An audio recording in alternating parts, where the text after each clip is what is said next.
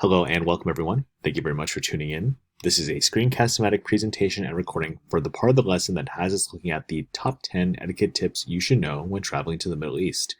As you're aware, there are many different cultural norms that one should adapt or at least know about before traveling to any particular place in the world. But in regards to the Middle East, what are some of these cultural norms that one should keep in mind and practice? Before we get started, please let me encourage you to open up to today's lesson and to scroll down the correct section, and then we will get started. If you don't mind, we'll just go ahead and start with number 10 down here. And remember, your job is to fill out the chart that analyzes these cultural norms for the Middle East. Number 10, don't argue in the markets. The market is one of the few places in the West where it's still common to barter over price. But when visiting souks and markets in the Middle East, try to resist haggling and arguing with the sellers. You don't know what you're going to get yourself into.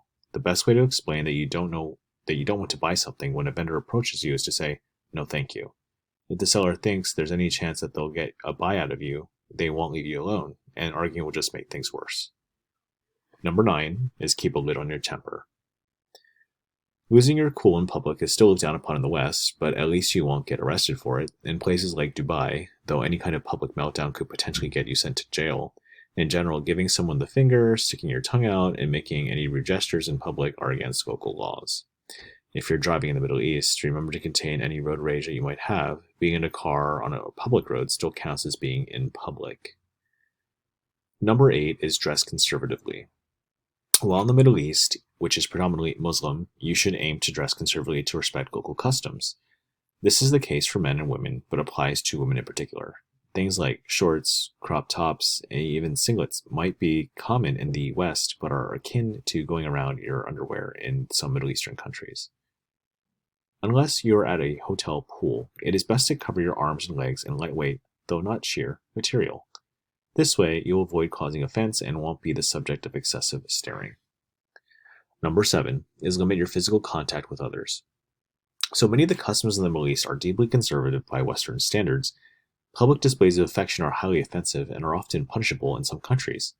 Holding hands might be okay depending on where you are, but that's probably the extent of public affection you can engage with without causing offense. If you're with a partner, you definitely don't want to be hugging, sitting on each other's laps, and smooching in public. It's not uncommon for Western travelers to land in trouble for things like kissing each other on the lips. Number 6 is be aware of the local news. Always remember while you're in the Middle East that there aren't just customs and traditions to respect, there are also laws which might be very different from what you're used to, and breaking things could end up sending you to jail or worse. So alcohol is forbidden in many countries throughout the Middle East, so any display of drunkenness could potentially get you locked up, depending on where you are and how lucky you are.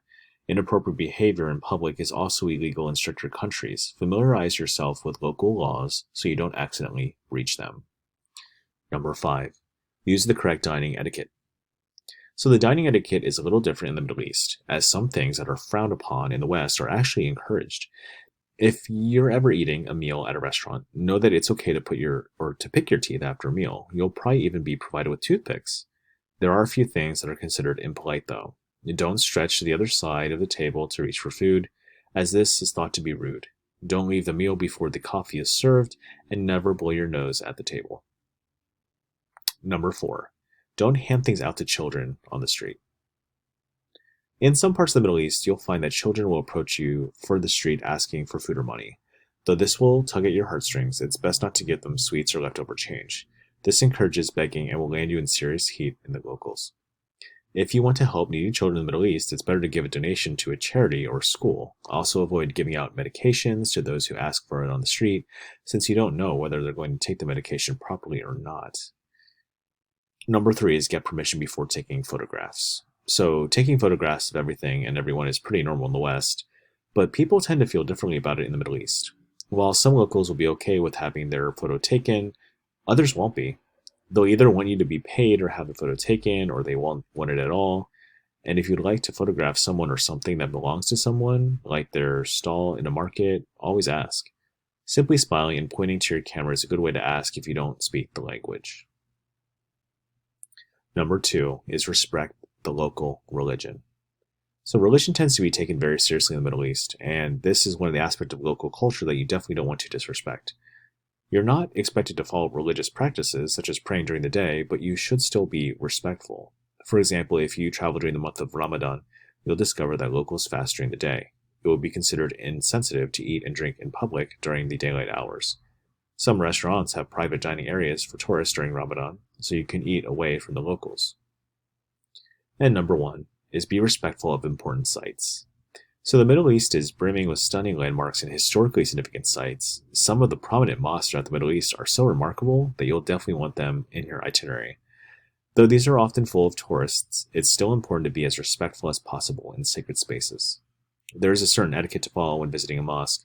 Normally, you'll be required to take off your shoes and cover your head before entering, and it's also advisable to stay quiet while locals are praying inside, the same way you would in a Western church. So there you guys have it. These are some of the top 10 cultural and etiquette norms to keep in mind and to maybe adapt when you travel to the Middle East. What do you think? Are these some things reasonable by our standards, or are they totally different and don't appeal to you at all? Thank you very much for tuning in, and good luck at completing the rest of the lesson.